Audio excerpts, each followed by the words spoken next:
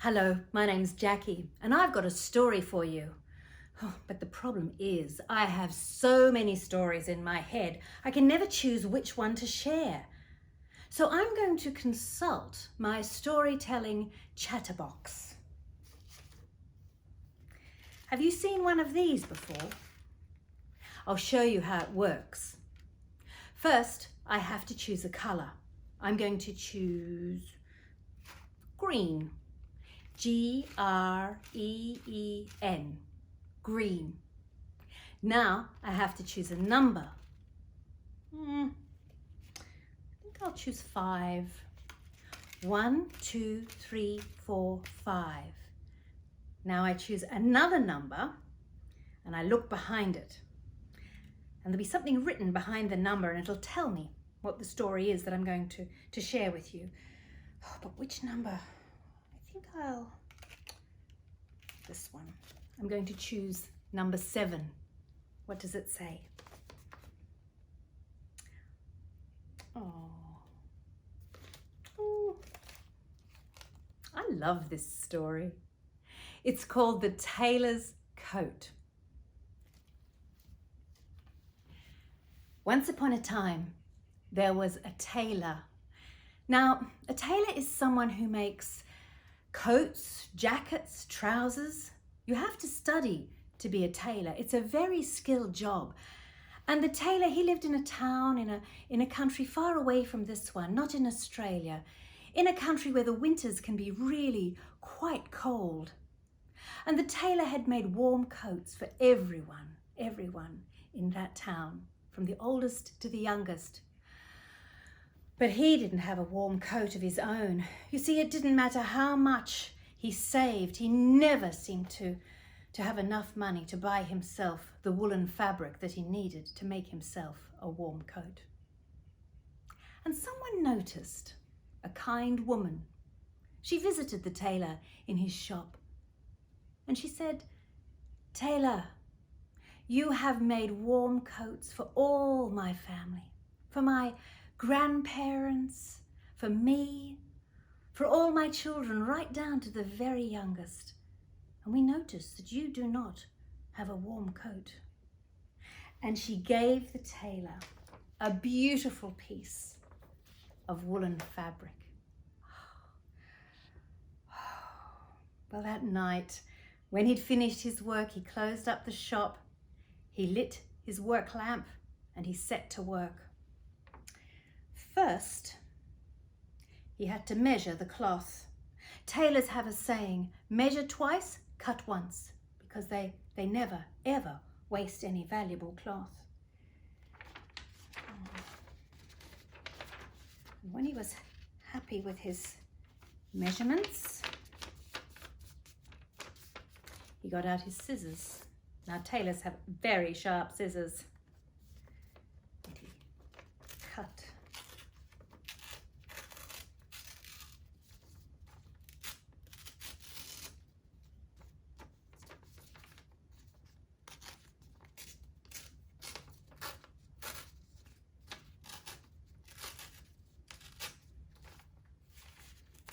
After he'd finished cutting,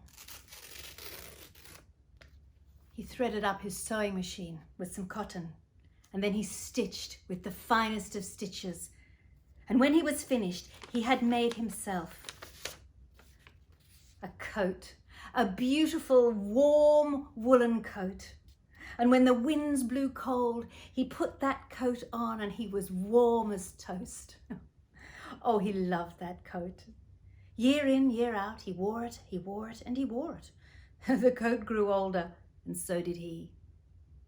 And then one cold winter's morning, he put the coat on, and he noticed down the bottom here, it was all splashed in mud. There were some little tears and threads were hanging. Oh dear, this coat, it's looking so shabby. I don't think I can wear it anymore. And he was just about to throw it away when, wait a minute, I think there's enough good fabric in there for me to make something else. So he got out his scissors, he cut very carefully. He hopped onto the sewing machine and he stitched with the finest of stitches. And when he was finished, he had made himself a jacket. A jacket! Oh, he loved that jacket. He'd put it on when the days were cold. Year in, year out, he wore it. He wore it and he wore it. The jacket grew older, and so did he. And then one day, he put on the jacket. He'd done up all the buttons, right the way up to the top, and then his elbows popped out through the sleeves. He'd worn holes in both sleeves. Oh dear, I can't wear a jacket like this with my elbows popping out of the sleeves. I suppose you are an old jacket. And he was just about to throw it away when he thought, wait a minute, I think I can do something with that. Yes. So he got out his scissors.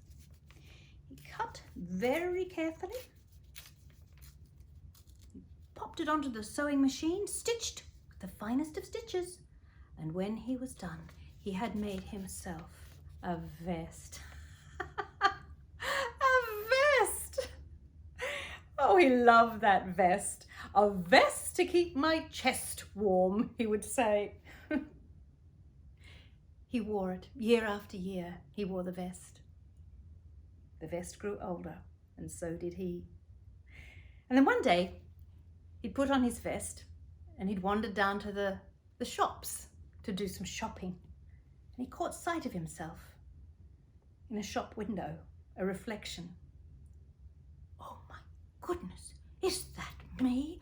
Oh, look at that vest. Why, it's lost all its shape. It looks like I'm wearing an old sack. Oh, I'm a tailor. I can't get around looking like this. It's in the bin for you as soon as we get home. Well, he got home, took the vest off, was about to put it in the bin when he thought, oh, steady on.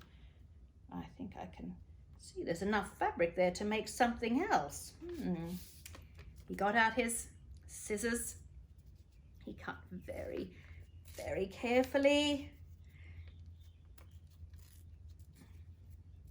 And this time, he didn't use the sewing machine. He threaded a needle and some cotton and he stitched by hand because it was a little bit fiddly. And when he'd finished, he had made, can you guess? I bet you can't. Can you? He had made a hat. A hat. Oh, he loved that hat. You know, he was quite an old man by now and his head was a little bit bald, so this hat kept him nice and warm. He wore that hat for years. He wore it and he wore it.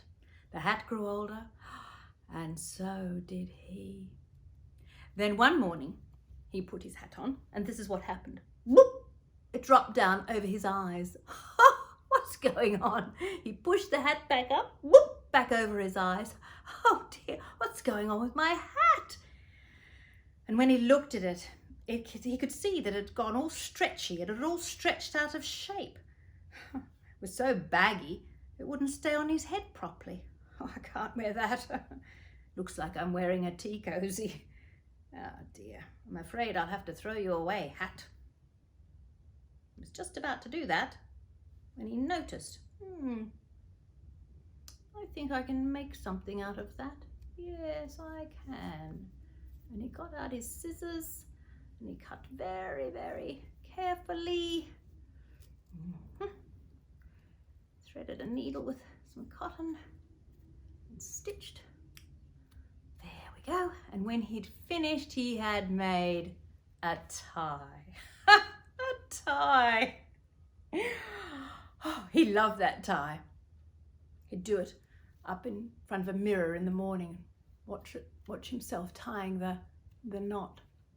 Well, I think I look quite handsome in a tie, don't you?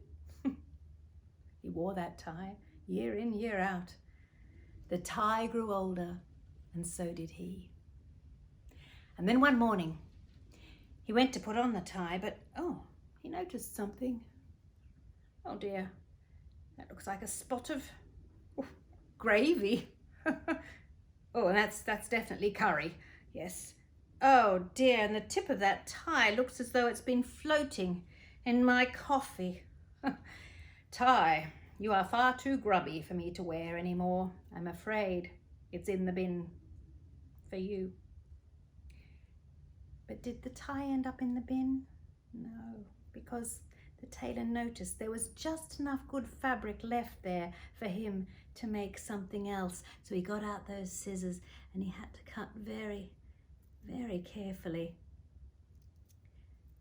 And then with his needle and cotton, did the tiniest of stitches, very, very tiny. Oh, so tiny you could hardly see. And when he was finished, he had made a button. A button! He stitched the button onto his shirt, right at the top there. It didn't match the other buttons, but he didn't care, because in the morning, as he did up those buttons, when he got to this one, his heart felt warm. And then one day, the tailor was doing up the buttons on his shirt, and he got to the top, and the button was gone. It was gone!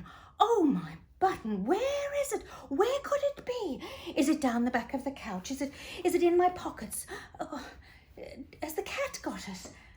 He looked everywhere for it, but it was nowhere to be found, and he felt absolutely, thoroughly miserable and sad. You know that feeling when you lose something that you really treasure? Then he took a deep breath. He calmed down and he thought, wait a minute. I haven't really lost anything. Why, I've got all those memories. I remember the time when the kind woman came into my shop and gave me the fabric and I made myself a coat, a beautiful warm coat. And then I made a jacket. And after the jacket, I made a vest. And after the vest, I made a hat. And then I made a tie. And then I made a button. Oh, yes, I've got all those memories. And from those memories, I made you something. I made a story, and I just told it to you.